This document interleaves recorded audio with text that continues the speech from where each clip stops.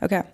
Welcome back to Get the Check. I'm Maya. I'm Anika. I'm Priya. And sorry, I just got weirded out. And today Wait, I was talking to another podcaster that just quit their job to do it full time, and he was asking me the breakdown of hours in our week that we spent on the pod, and I included editing, and he was like, oh, we're just gonna upload the raw files, why don't you guys do that? And I'm sitting here realizing why we don't do that. Yeah. Okay, cool. Today we are talking about quantum computing. So if you didn't know, Google just announced Quantum Echo, which is a new algorithm for quantum computing, and it's the first time they were able to reach a verifiable result.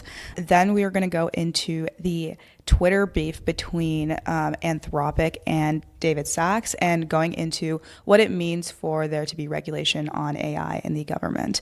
And then finally, we're going to be talking about Sysco, which is a food distributor, the largest food distributor in America. There was recently a viral YouTube video going and breaking down their practices and kind of shitting on them per se. And we're going to take an angle at it too and deep dive into their company. But yeah, so quantum has been in the news a lot this last week. One was the Google headline that Maya mentioned. And then second, the US Commerce Department was supposedly in talks with quantum computing companies to take some stake. They then came in and said they're actually not in talks to do this. But I think that it is interesting, and it is a signal that they probably are going to invest in it at some point in the future. So we wanted to deep dive into that as well, and why the government would even be interested in taking a stake in some of these quantum companies. We've seen them do it with rare earths, which we literally talked about last week. We've also seen them do it with Intel when it comes to chips and semiconductors. So this is clearly something that the Trump administration, it's a strategy that they have. Yeah, and their logic behind this strategy makes sense. The government bails out industries or invests in industries all the time. You can think about bailing out the banks or nascent industries and research that we invest in.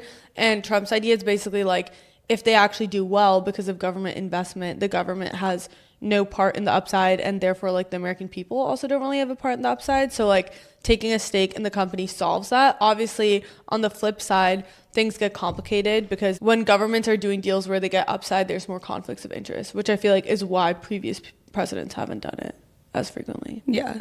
But our business-minded president, of course, wants a stake in everything. Yeah. And there's a bunch of companies in the picture. They're probably names that you probably haven't heard of, because it's not the Googles and Microsofts and those that are working on quantum computing. It's IonQ, Rigetti Computing, D-Wave Quantum, Quantum Computing Inc. Very creative with their names.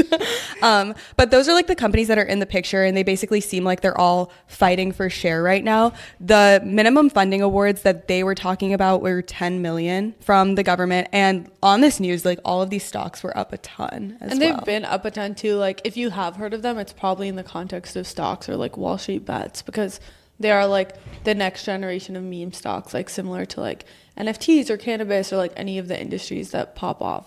Rigetti is up since the Willow chip announcement that Google had that we covered earlier, 5,940%.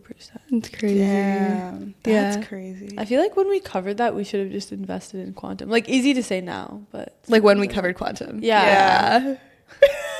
Well, we always say that. We do always say that. But we've been in a bull market for the last year, and the pod's only been alive for a year. No, I mean, I don't think it's even that our takes are that great. I think it's we pay a lot of attention to the news, and from doing the podcast, I feel I realized that the market doesn't always price everything in at the moment of the news. Yeah. It's news will break on a new industry, but then it keeps breaking. Yeah. So before we dive too deeply into all of the articles and the breakthrough that Google had, we wanted to just do a high level overview of what quantum computing is. We've covered this on a previous episode, but it's basically just a new way of processing information based on quantum physics, where a qubit is the fundamental unit of information. And what makes it unique is that it can exist in a superposition, which means it can have a 0 and 1 state simultaneously. So if you think of bits today, if you've ever taken a computer science class, you know that they exist in a state of 0 or 1. But qubits are different because they can exist in both simultaneously. And then the second is that they can be entangled, which means that the state of one qubit can be linked to another qubit. And basically these two things combined means that you have infinite opportunities of simulating different things. Yeah, the way I understand it is that in order to explore problems, you need to like explore a range of possibilities. So in a classical computer, that's like a range of like 0 and 1 strings. And so you can imagine that these strings get very long, or the number of bits needed gets very long, and you have to individually flip all of these.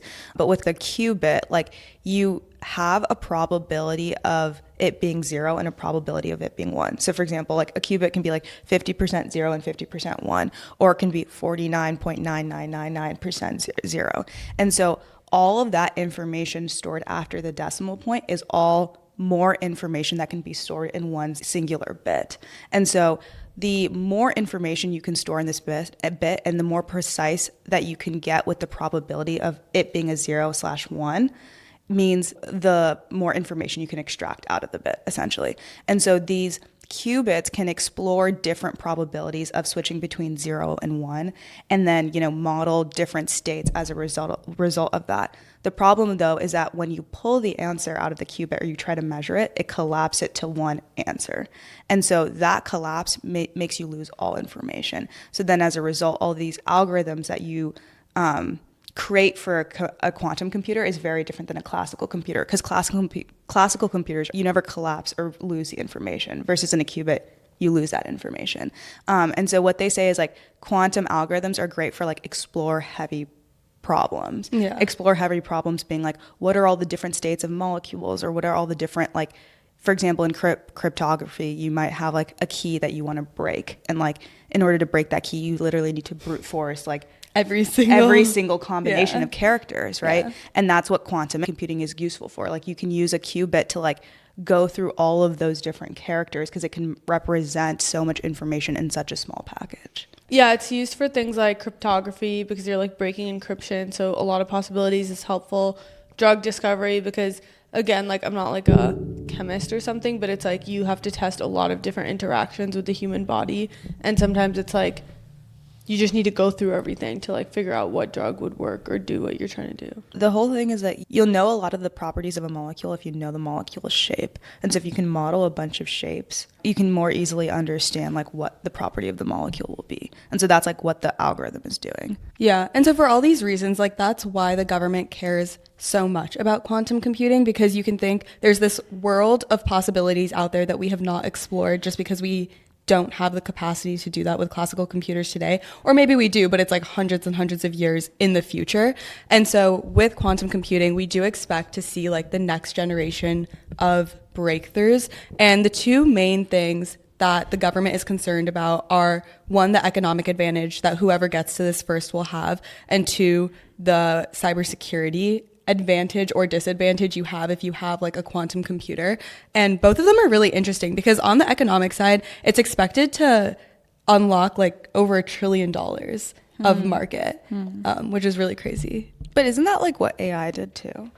Yeah, I think so. And I actually think that there's a lot of parallels between the AI race and the quantum race, because they basically call it like the first person to achieve quantum supremacy, the same way people are like, who's going to achieve ASI first? Couldn't you say like OpenAI is very close to unlocking like $1 trillion in like, what is it, like value? Because like they're already valued at 500 billion.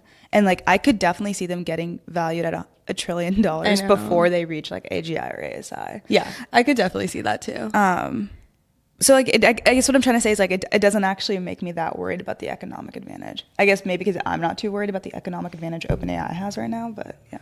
I guess like I'm not worried about the economic advantage in that sense. It's more just like you're going to own that IP, because like the biggest things that people talk about are drug discoveries. But you are worried. You literally like at some point thought that your life had no value because of OpenAI. Okay, we don't need to get into that. But I'm literally just bringing it up to be like, literally everyone has had a crash out about like their identity as a human because of the technology that OpenAI has created. Not saying that like we're not going to have any value, but like if those are the conversations we're having, then obviously it wasn't just like, oh, it's like $1 trillion in economic value, but people aren't that worried. Like people are saying it might cause extinction. Like the entire UBI. next segment of our episode is like about that. I don't think it's about like, oh, how does like a company implement it, and is that like so life-changing, or just like the next wave of tech, the same way like at some point we're on pen and paper and then we're on software, and it's like that's the next wave, but it's not like so worrying. But it's like it wasn't so worrying because like we were a leader in it, you know what I mean? Yeah. But I think like the bigger thing is just like the amount of net new IP that'll be created so rapidly. Because if you don't have a quantum computer, then like you can't even compete on the playing field at all. Like you can't do any sort of like drug discovery just changes as an entire industry. And you're not part of it. Yeah. Unless you're have the quantum computer. Yeah. Yeah. So there's that aspect of it. The other aspect of it, I feel like we've already touched on, but today's encryption is based on RSA, which is basically just factoring large prime numbers. And so like today's computers can't get past that, but in theory, quantum computers can. I think that's why Martin Shkreli was saying that quantum computers can't even like factor 1 million yet, because I think he was just trying to say like there haven't been really use cases of it working. Yeah. And even when people talk about this, like they talk about it being very far out that this would happen. And that's why like right now, the different institutes across the world are basically figuring out a way to have a new encryption that could not be hacked by quantum computers. But with the Google breakthrough, I saw an article that said that now breaking this would actually take like 20x less resources than they thought it originally would. And so I feel like it's very, like, we don't know. Because we haven't been able to do it. So we don't actually know what it is. It's all hypothetical. But it's like if this power was unlocked, we would be able to do it. And that's like all we know right now. And so that's why the Google breakthrough this week that was announced is like pretty important, because it was the first time like anyone was able to show a verifiable result from quantum computing. So what I mean by that is that like they're able to run this algorithm, get a result, and run the same algorithm on a different quantum computer, get the same result, and then also verify that result with classical methods. And so what they used in this case was trying to figure out the shape of a molecule, and NMR is like the classic method to try to figure out the shape of a molecule. And so they were basically able to verify it across the classical computer.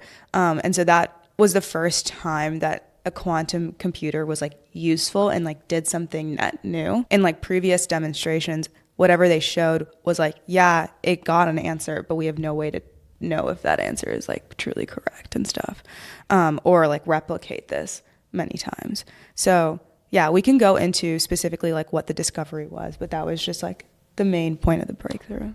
What they were able to do is they were able to use the Willow chip, which is a 105 qubit array, and they ran the quantum echoes algorithm. So what you can imagine like an echo having a waveform, you know, for example, when you're in a parking garage and you're like echo and it comes back to you. That waveform like goes out, hits a wall, and then comes back.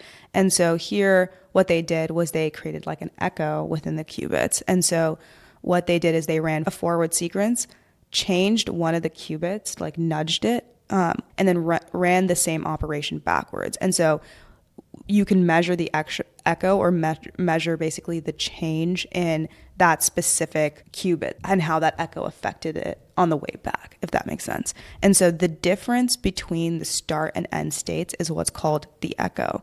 And so that's what's then created called the out of time correlation. Yeah, it's out of time correlator algorithm. Yeah, and so that's what creates the out of time correlation. And what it means is it tells you how sensitive the quantum state is to the little nudge that you did and how the entanglement works between the two qubits.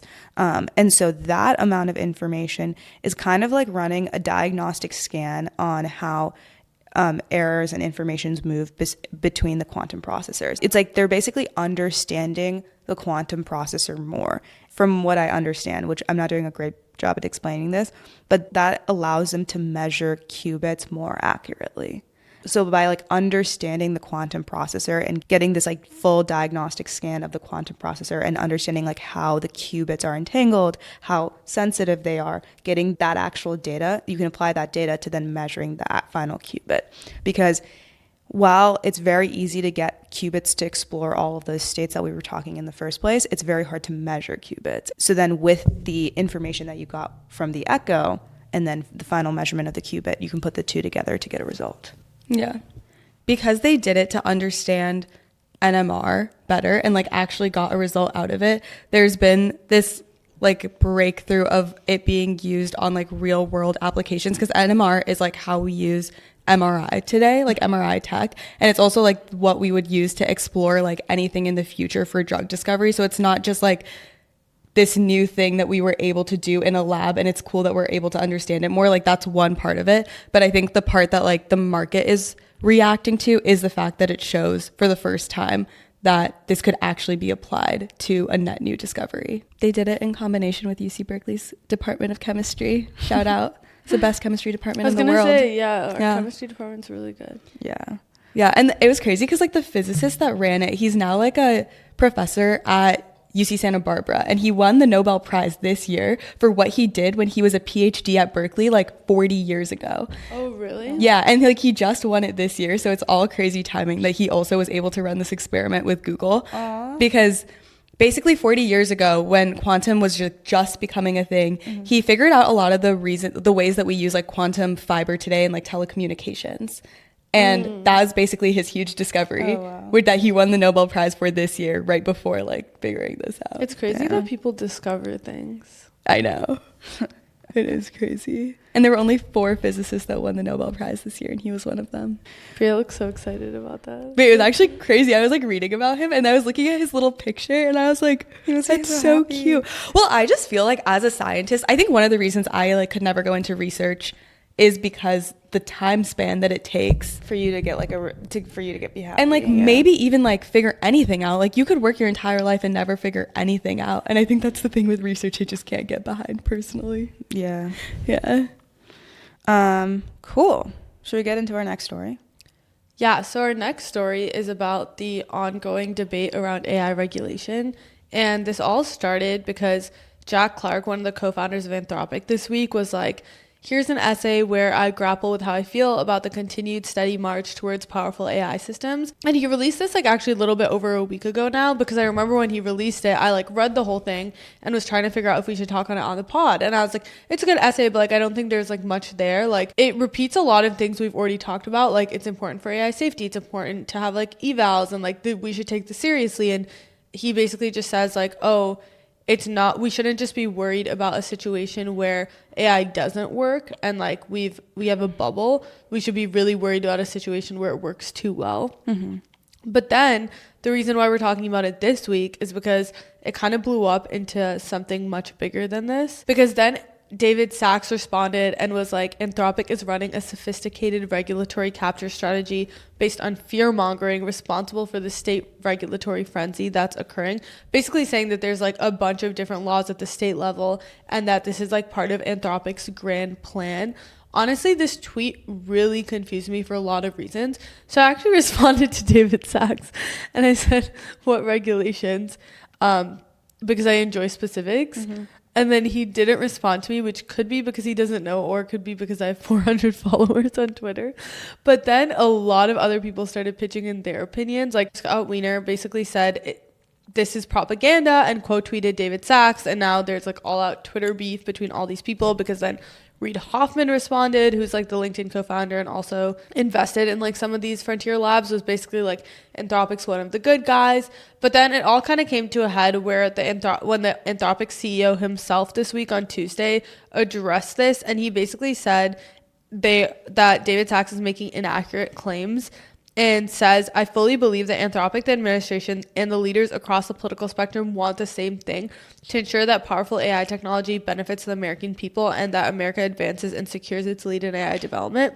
And I really agree with Dario, because I don't think AI regulation needs to be such a partisan thing. The fact that one of the leading labs is actually calling for more regulation and the government is calling for less, when like in my opinion I see the government's role as like calling for regulation regardless of what companies want, because their stakeholders like the people, and a company's stakeholders shareholders.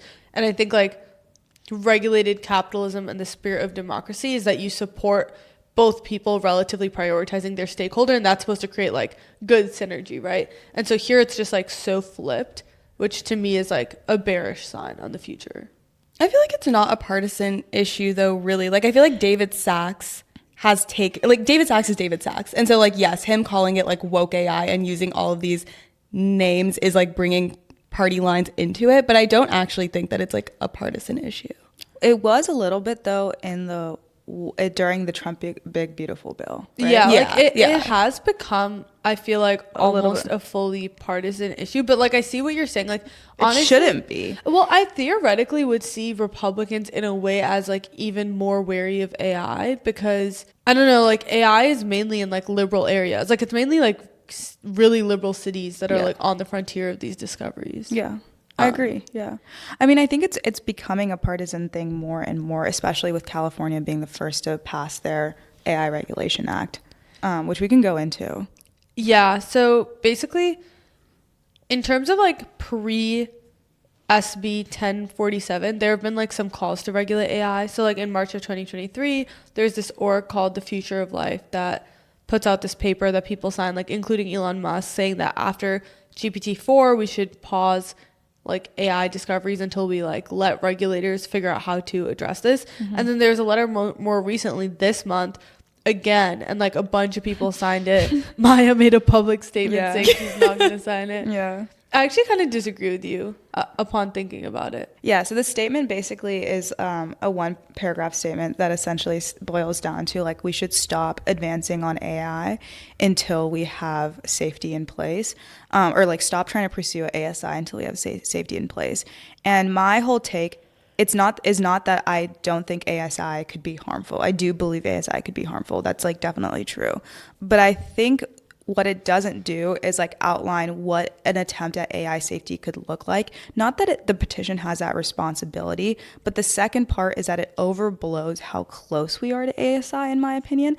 And that is what I think is wrong with the petition, because as people continue to sign it, it kind of fearmongers a lot of folks who don't understand AI at its core into thinking that we're close to ASI. And like no one has an idea if we're close or not. I'll say like I might think we're not close. Someone else who's like very smart might think we're close, and like there's no really good way to tell. It's like someone else of my caliber might think so. But we also like thought we were close like 4 months ago. I feel like that's the issue, is like people can just get convinced either way, and like only like the people at like OpenAI and Anthropic have like a true perspective on that, but even they don't agree with each other. So, exactly. I feel like the problem is that it tries to play up the power that these labs have larger than people should really believe. Maybe like I read it, but like I don't remember all the exact language right now. I mean, it doesn't really matter, it's a letter. Yeah. But like, yeah, it was pretty funny because then someone commented on Maya's TikTok and was like, "This is an essay, bruh." And then Maya like FaceTimed me and she's like, "Wait, where's the essay explaining it?" Because like the whole premise of her video is that like it's not well, like the letter's not well explained. And so then I was like half asleep, so I'm like searching for this essay, and then she's like, "Should I delete it off of Twitter? Like, because I don't want to like say stuff that's inaccurate." Yeah. And then my sister sent it to me because Maya responded to the person who was like, "Where's the essay?"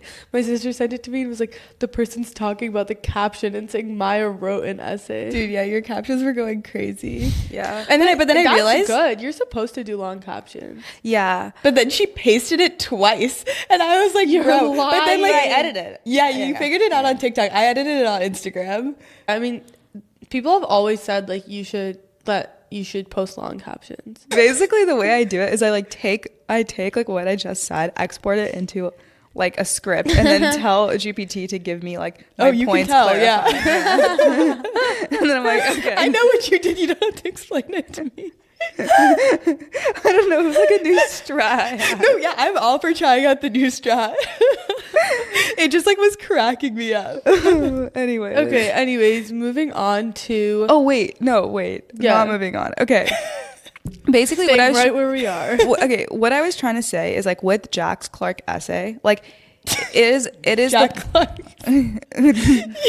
Jack Clark essays. Jack Clark essays. Jack's. Wait, you know what? Actually, like I noticed when I edit the podcast now, your like random words and stuff has gotten way better. Oh really? Yeah. Oh, I thought that last week. wait, that means a lot to me. Okay. Anyways, with Jack Clark's essay, like sure, objectively he is right. We're worried about the AI bubble popping when that will be like maybe like a 10-year issue, but like an AI doomsday could be like an entire world issue. I agree. But also like him posting that is like makes sense because he is a founder. Like any founder of any big AI lab needs to play up the fact that we're close to ASI or AGI because their entire valuation is hinged on that. I kind of disagree. Like that's what people used to say, but now they're saying like, oh, they're just trying to go after their like regulation agenda. And I actually think like all of this aside, that they're being relatively sincere. And the reason why I think that is like, one, I feel like, I mean, if you're like a co-founder of Anthropic, like you're set for life money wise. And I understand like people still always want more money and power, but like I feel like if they literally left the company that many of them work to build to be like, our one premise of like biggest contention is AI safety, and it's clearly so deeply embedded in the brand. Like how many companies embed in their brand like protection against their own industry? You know what I mean? Like it just seems so crazy to me that like the leading voice on regulating AI is one of the biggest AI companies. Like, I'm not trying to say they're sitting here being like, I'm going to write this because I know it's going to pump my valuation. Like, I'm not saying that. I'm saying that like they're going to obviously be from a biased perspective of like their goal is to figure out AGI ASI, right? Like that's like truly what they want to do. And so as a result, they also truly want to make it safe, right? So they have good intentions. And so he's going to put that essay out there. The compounding effect though is that people think that we're close. And I like don't, and I think that they get really but he scared. didn't specify much of a timeline, right? Like I don't think he like I see what you're saying, like, but it's less about his essay, it was more about the petition. But no, I get what you're saying about the petition. Yeah. Like my point is that like if you fear monger people on technology, they never adopt the technology, and that's the reason why they get wiped out by the technology is because they don't move with it. Yeah, I mean that not adopting the technology is like clearly dumb, and like I feel like Anthropic is like obviously not promoting that. Like they're obviously promoting the adoption of the technology, but like the petition, I think from my perspective, like yes, it didn't go into specifics, but I also think things like that, when you want like Steve Wozniak and Meghan Markle to be signing the same document, like you intentionally keep it vague. And I don't think it's not like that's going to implement anything. I think it's just trying to be a part of like the mainstream narrative. For sure. I mean, yeah, at the end of the day, is the petition really all that bad? No. Like I was just trying to make a statement. No, I know. I mean, the petition doesn't even matter. I was just trying to give like some background context on like what people have said before. Yeah, and so then there's this law, which is basically SB 1047. It was introduced in early 2024, so last year, in by Senator Scott Wiener. And he also consulted researchers from like Berkeley, Stanford, AI safety orgs. And it was basically the first state level safety framework that we had ever seen about AI. And it was specifically brought up in California, which again, like I guess goes back to the idea that it is kind of becoming a partisan issue, even though it shouldn't be a partisan issue. And it blew up because the original draft had a really strict liability clause where basically developers were held responsible for consumers misusing it. So if consumers used it to like do a deep fake or any type of like cyber attack or anything like that, the person that was held responsible were the developers. And so everyone was like super opposed to 1047 because they were basically like, this stifles innovation. You can't hold developers responsible for something that like they don't know how it's going to be used. It's kind of similar to like Meta, I feel like, and what we've seen of like, yes, like Facebook and like has all of these abilities and people like take advantage of it in like negative ways. But is that Facebook's fault or is it not? It's like the same thing that was happening here, and people were really against that. Yeah, and I do think it's like a tough line to draw, right? Because when you have something like Sora where like all of a sudden OpenAI is creating deepfakes of like anyone, like they've put rules around it where it's like you need to consent to someone creating a deep fake of you, but there's no law really. I mean, maybe there's some laws, but like there's not really a law. And so I think that's where it becomes difficult, because it's like that clearly is in your control. Yeah. But on the other side, like especially like open source model providers were like, this is really de-incentivizing people from ever open sourcing something, because if you open source it, there's like even more of an ability to do something bad with it. And then like if you de-incentivize open sourcing things, then like you are making AI even way more restricted in terms of like who has access to it. So there's like a lot of back and forth, but actually like the final version of it was like more moderated, I would say. Like they basically changed the language to say that model providers need to have reasonable care. It also only applied to model providers that had computing power, that had used computing power on their model of over $100 million, and they have to make over 500 million in revenue. Yeah. And so basically the only players it applies to are the frontier labs, like OpenAI, Anthropic, XAI, Meta. Yeah. Am I forgetting it? I think Google. Like that's it. Yeah.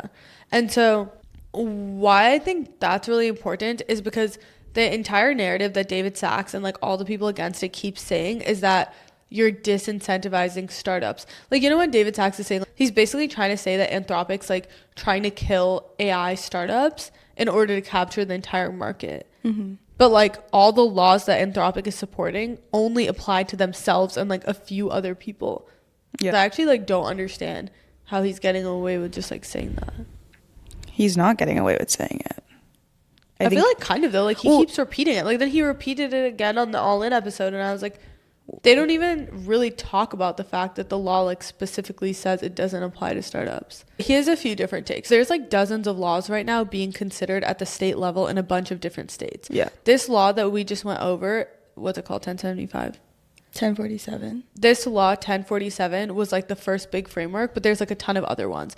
Some of them hold people responsible for creating models that are biased, basically. And that's what like All In and David Sachs is calling woke AI, because it basically is saying like, oh, if companies release like a recruiting software that consistently like picks a white applicant over a black applicant because it's trained on white data that's like racist, then someone needs to be held responsible.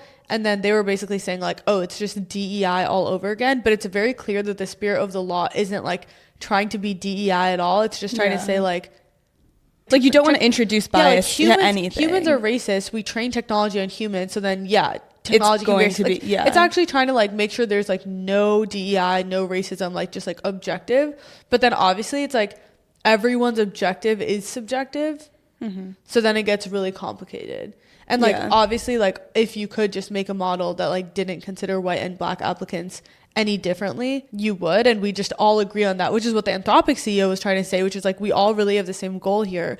But then like that's where the whole like AI is grown not built comes in, because it's like no one has the control to like fully deterministically create that. And then that's where people are like, oh, you're putting like an undue burden on companies. Where like through this law, yeah. But then it only applies. But the woke AI is like actually not about the California law that's like at the forefront of the national discussion. It's about some other law.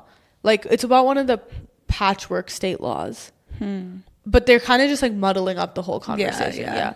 But then it's worth like mentioning the law that ended up actually getting signed by Newsom, because Newsom did not sign 1047, but then he signed California Senate Bill 53, which is called the Transparency and Frontier Artificial Intelligence Act, and he signed it on September 29th of this year.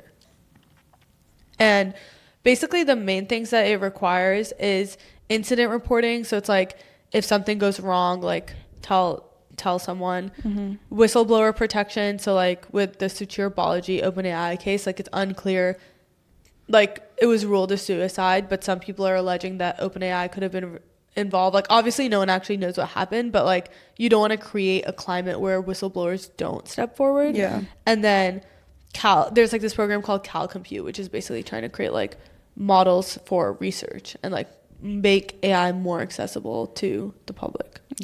They also have to publish their AI safety frameworks when they do publish. Which Anthropic already does, right? It's just like saying you have to publish safety and you have to do like red teaming and like that makes sense. It's just like it's the things you should already be doing, and I feel like the thing. big labs do it. It just has to make it more public and available. But they do it to different extents. Yeah, and for sure. like in my personal opinion, I'm curious what your guys' takes are on this, but like I actually think the point of the government is like when to standardize the extent. I think the first pass is to like it's all like a stepping stone to the next thing. Like in my opinion, like now that they require AI safety cards, they can now say, okay, now that we require these AI safety cards, these are not good enough, and these are going to be like, this is how good it should be. Right. Like law is always lagging to like innovation, obviously. So I don't think it's like that big of a deal.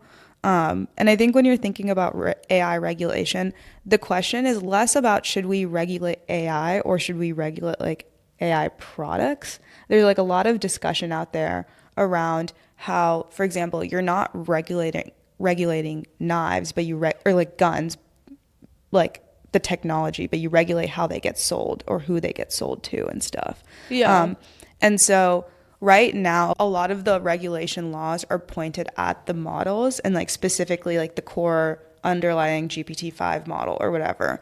But then to me, my bigger question is like, should we be pointing it at the product? Like, do you have to have like maybe a driver's license to like use the GPT product or not be on some like hit list or something. Like, does that make sense? Or like some... That makes sense, but I feel like it's a little different than the gun example because there's so many different ways that you can build like that underlying model. Like I think we need regulation for both things. Like we need regulation for like how it's built, and then we also need it for distribution and like how it's going to be used. But I think it's a little different than the gun example just because of what we were just talking about, like the way that you are able to introduce biases or like influence like people at mass with this technology. Like I think it requires some level of regulation. I think the distribution the distribution comment is interesting when it comes to open source. Let's say when Facebook open sources their model, you still have to obtain a license to get access to the open sourced model to make sure you're doing good with that model. Yeah, and like we've done like for a long time Meta didn't let governments use their model. Yeah. And then like it turned, but then like it doesn't really work when it's technology, I feel like because then like it turned out the Chinese government did find a way to use Meta's open source model, and then they're like, okay, well like now it looks like we want to help the Chinese government, so we'll actually just like partner directly with the U.S. Defense or Department of War, whatever it's called now. So yeah, I actually think that regulation at this stage of the model is more important than the distribution, because I think bad actors will get their hands on it. I think they're like equally important is what I'm trying to say. And like the distribution is not really being focused on in the current laws today.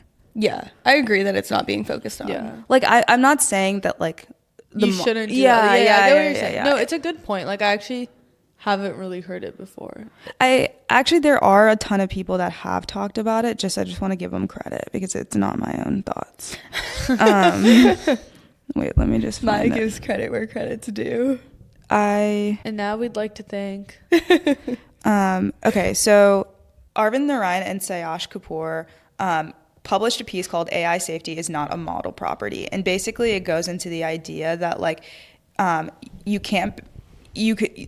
models can always be jailbroken, and so trying to make a model like danger proof is like very, very hard and almost like not productive, because even though it's trying to discourage bad actors, it's not very effective at doing so, and it's also counterproductive because it also discourages the productive use of the model, and instead you should focus on the application layer, and focus on like regulating the application layer of AI and who has access to the model in the first place. So yeah, I just wanted to give credit that there's been a lot of like discussion around distribution in general, and I don't think distribution gets highlighted very often in the regulatory conversation.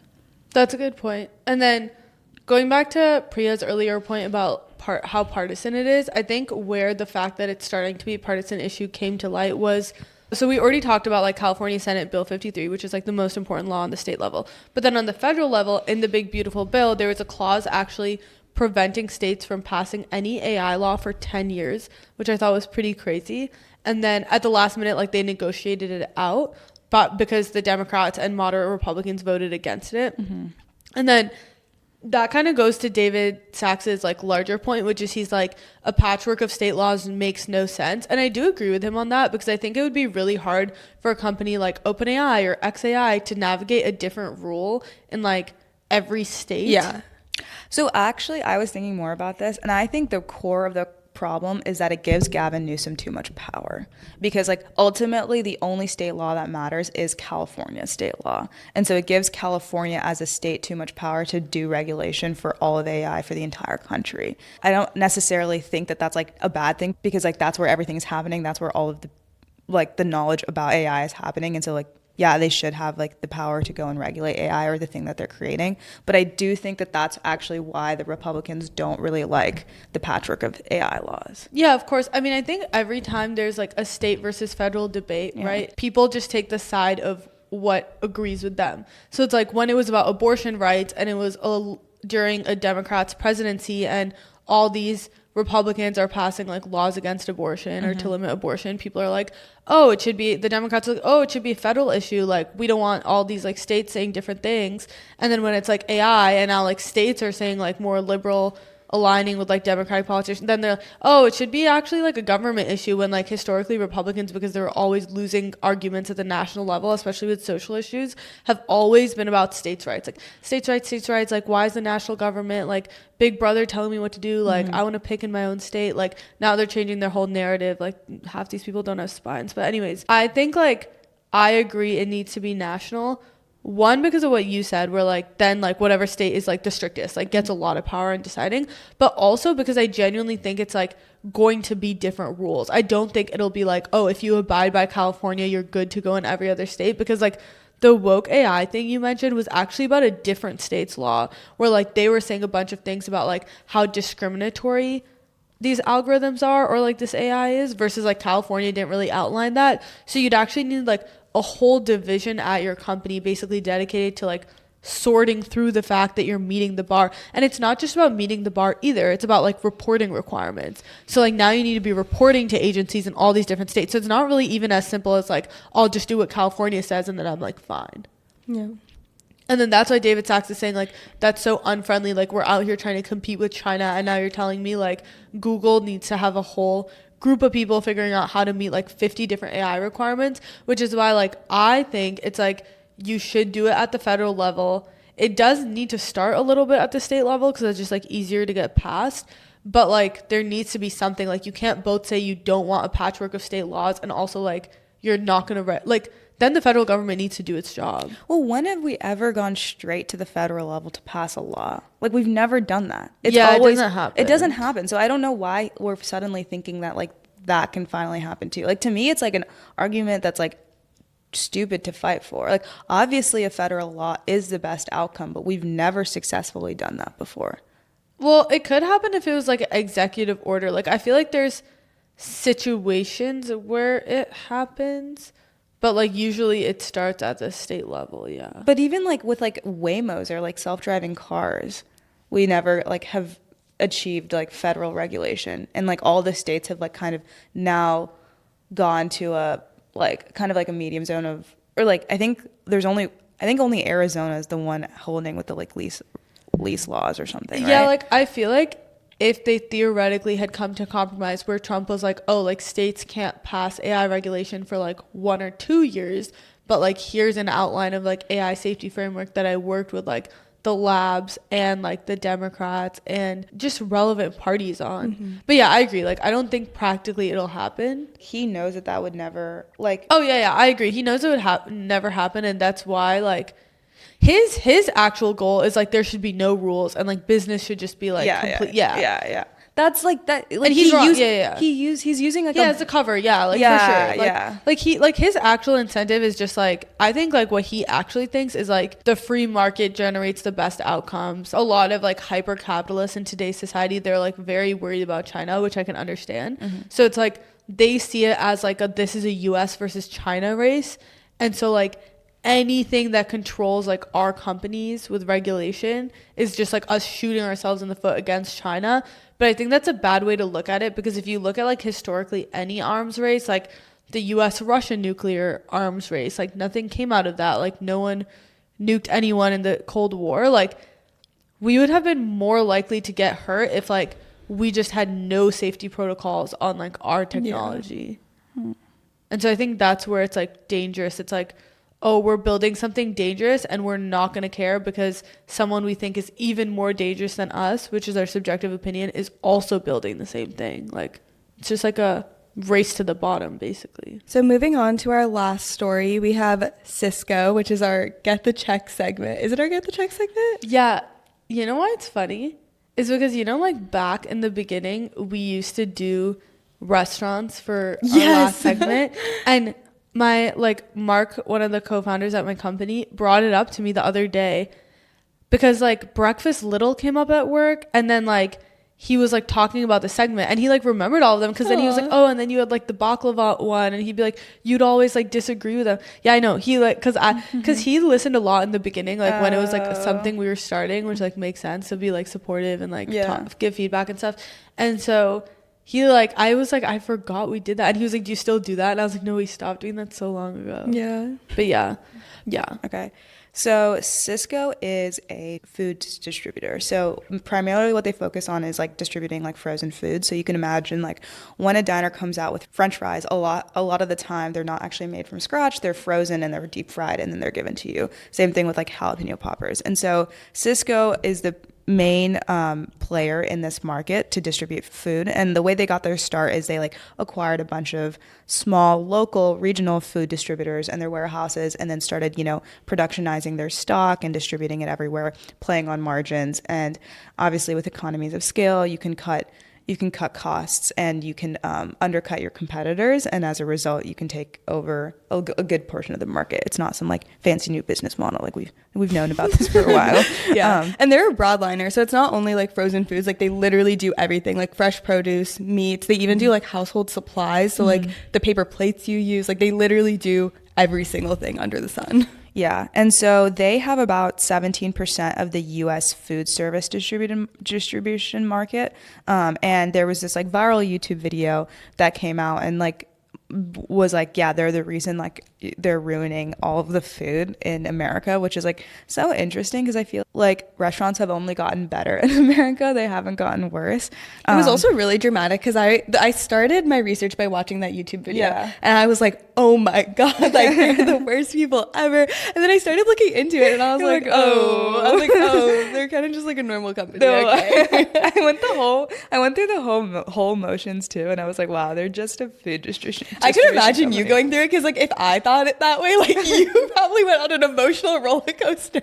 But looking into this proves everything I've ever said, because like, you know how I'm always like restaurants are worse than they should be. I thought that, and I like have had this take for so long, and I was like, yeah, we definitely don't eat at restaurants that use Sysco though. Yeah, like none of the things, like they were like, oh my God, I was getting so hungry. Oh my God, they were talking about funnel fries. And I was like at Haraz at like 10 p.m. on a Friday night, already down bad, and then I heard funnel fries and I was like, you're kidding me. But then I was like, I've never even been somewhere with funnel fries besides like an amusement park. For context, Haraz is this Middle Eastern cafe in the middle of the city, in a random part of the city, but it's always open and it always has Wi-Fi and outlets, and so Anika always goes. You can and find me there. I'm not gonna lie, it's so boof. Like I literally Wait, I love Haraz. I know, I also really don't like it. I hate it, right? I'm like, why would you want to work in this place? Wait, why? But like you and Param like love it, and I just like don't get it. It is like the nicest, like there's literally not another cafe that consistently has seats and outlets in the city. I want to work a place nicer than my home, and I feel like my home is nicer than I just want Haraz. to like work at a cafe. Like That I makes just don't sense. like working at home. Yeah, I guess that makes sense. So, Honestly, anyways. I would have come yesterday though, but I went to sleep at 9:30. No, that makes sense. And I woke up at 6. No, like I would be down. Like I agree, it's not like the most like aesthetic cafe ever. Like it's still nice and like the workers are super nice, but like oh yeah, I'm not shitting on Haraz. You should definitely go like to support no, like local businesses. it's not where I would choose to work. Like it's a nice cafe. Yeah. like motoring is like clearly like more aesthetically nice, and like there's no good seats. Even if it's empty, there's like barely a table and chair as like comfortable as Haraz. I guess maybe my point. Okay, so this is not a good look for me. I agree that I wouldn't go to motoring, but I also wouldn't go to Haraz. I would actually just go to like an empty Starbucks because I feel like it has all that. Yeah, and that is like where I go when I don't go to Haraz, because I agree that's the next best. But like actually being in a Starbucks like pisses me off more because it just feels like so corporate. Yeah. Okay, I could see that. Yeah, and I'm like, I'd rather have like Haraz's chai and it's open till 11 than like go to Starbucks open till 7, and like anything I drink there like just brings me closer to like type whichever diabetes. Wait, I like Epicurean Trader. Oh, I see, like I'm like down to go because you're down to go, but it's like, and it's like better than motoring, but it's like either you're sitting outside, which well, you don't like sitting outside. Like my thing is I want to sit outside. Yeah, no, like, I know. Like it makes sense for you. Like my thing is like I don't lock in outside to the same level as inside. It's just like me, like I don't like being inside. Like the number one thing I need is like windows and like light, honestly, or being outside. You would really like the South Bay because the South Bay has a ton of really aesthetic empty cafes. No, always. I would like the South. I mean, like I feel like I am like a suburbs girl. Yeah. Like I am a suburbs girl. We all know that. like I feel like the cafes in South Bay, like I would also be down to work at, because it's like the seating's comfortable. There's like space, and there's a light.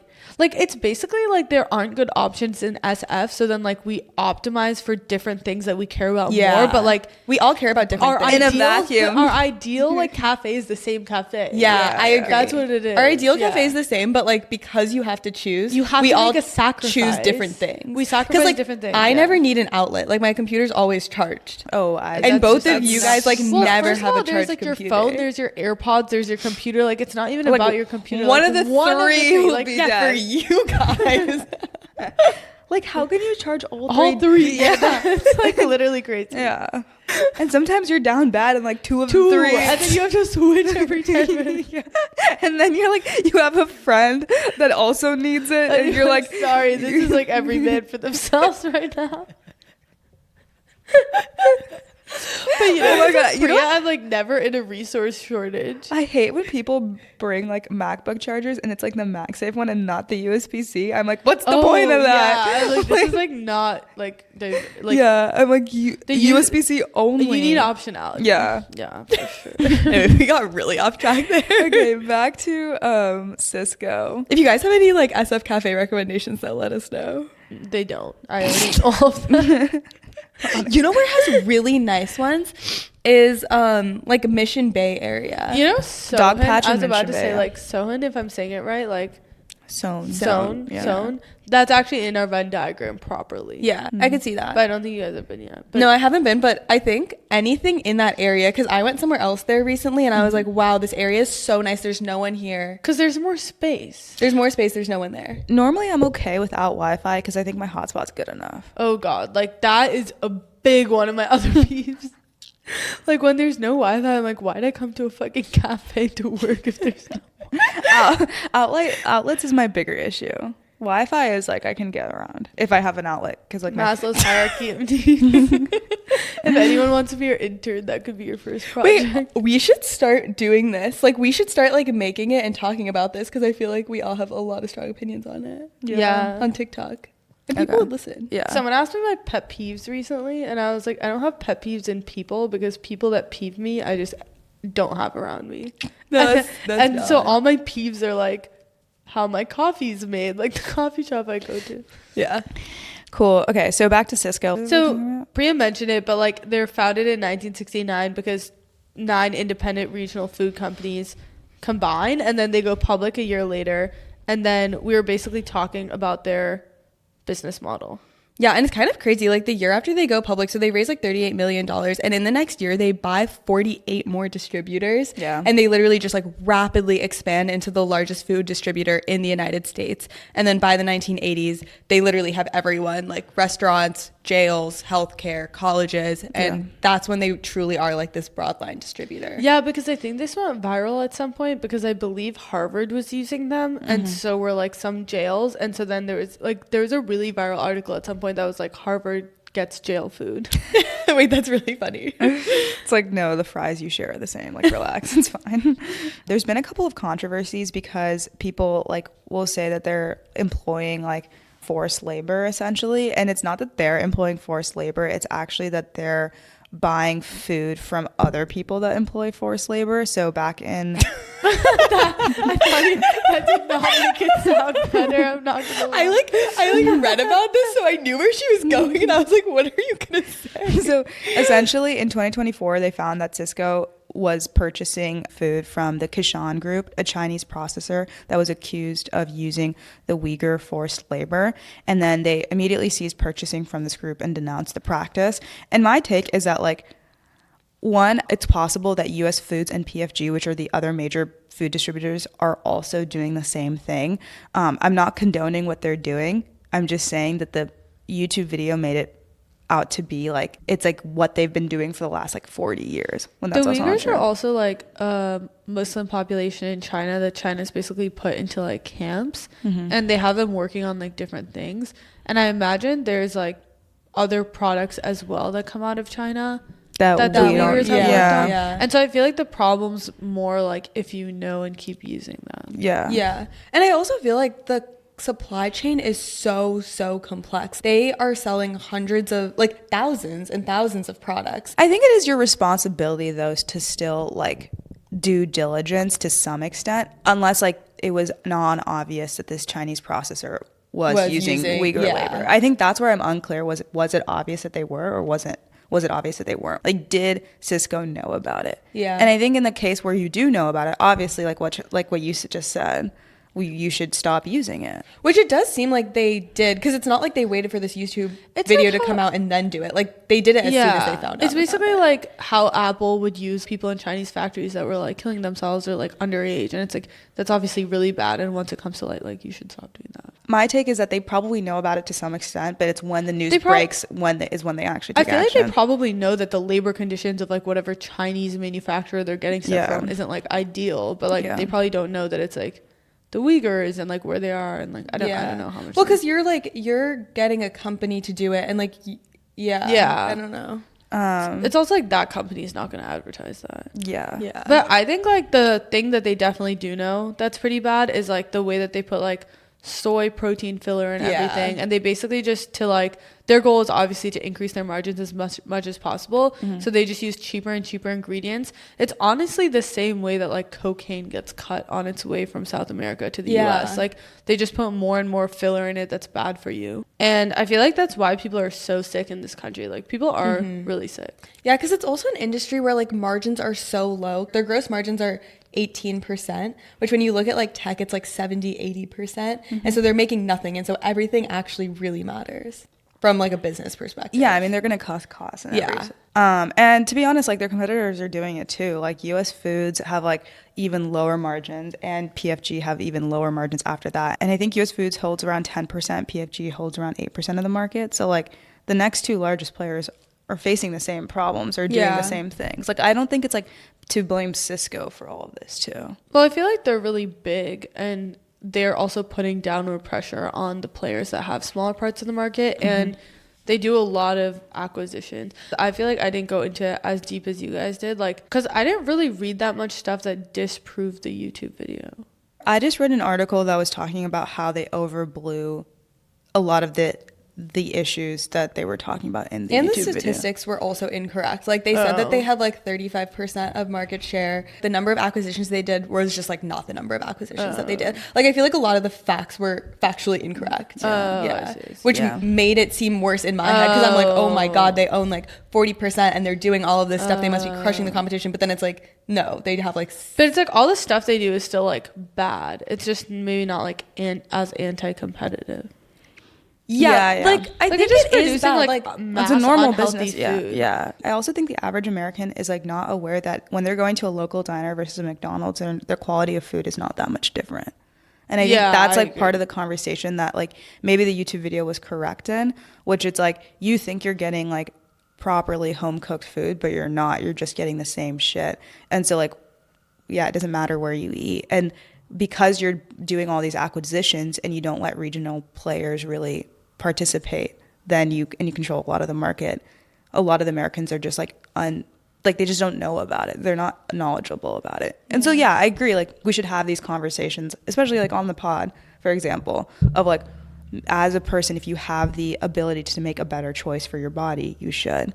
But it's not necessarily like Sysco is this like terrible company. They're just doing what every other distributor company does. I feel like when we say they're a normal business, it's just like capitalism incentivizes scalable businesses, and I just don't think that food is meant to be a scalable business. Like that's my take. Like software as a scalable business makes sense. Like maybe if we were to rewind the clock and go back 40 years, the FTC should be like more aggressive in blocking a lot of the acquisitions.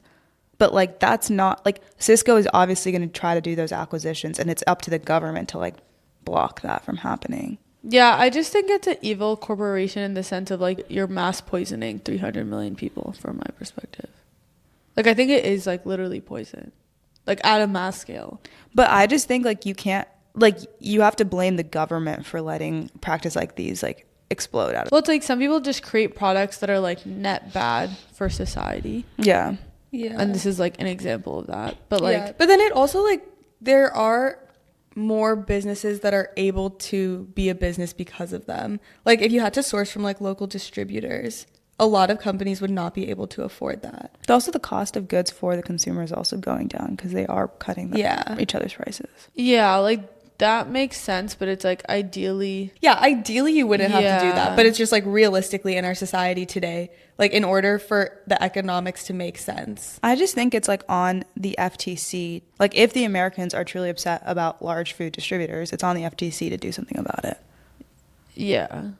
Like currently right now, actually as we speak, PFG and US Foods are trying to merge and they would overtake the Sysco. Yeah, that'd be crazy. The Sysco. Is that the one that's expected to get blocked? It's not. It's not expected to get blocked. So like that's where I'm like, okay, maybe that's what we can. Maybe don't let that happen. Yeah. Yeah, it's just about like where you want to draw the line, I guess. Yeah. I don't think it's any different from any other conversation that we've had about like economies of scale and like the cons of it. I think the impact is different because it's like people's health. Like it ends up being like life or death. Yeah, I mean, like in other countries, like for example, you can only use real cane sugar. You can't use like sweetener and Coke or something like that, right? Should we be? And like labels are a big one. Yeah, like so what like you can and can't have on it. Yeah, and so should we be following the ingredients? Like should we be following like regulating the ingredients we put or we're putting in these foods and preventing the distributors from putting like these soy fillers that are not good for you, right? Or like food color. Like it's like Europe restricts a lot of food coloring that we don't restrict. Yeah, like I think oh my god, that would be your dream. That would be my dream. Anika's scared of food coloring. I guess yeah. It's disgusting. It is disgusting. But like my take is are you fine with natural food coloring? Yeah. Oh, okay. So you're fine with the color then? Well, I just think artificial food coloring makes it a different color. Yeah, but you're fine with the natural food coloring. Yeah, it's not like I don't mind food being a color. It's just like when it's like fucking neon, I start having some questions. Okay, sorry, what were you saying? No, I mean that makes sense. Yeah. And that's where I'm like the YouTube video should get mad at like the government and the like Well, food I think agencies. It's both. Like it's like yeah. I see what you guys are saying, but I just think it's like they're like a bad actor, but I agree that the fact that they exist is a logical conclusion of the system we built. It's like there is going to be a company that tries to obviously get the best margins they can and be the biggest they can, since the margins are also low. Yeah. Yeah. Anyways, Cool. but yeah. Well, I gotta go catch a flight. We're always catching flights after these recordings. Okay.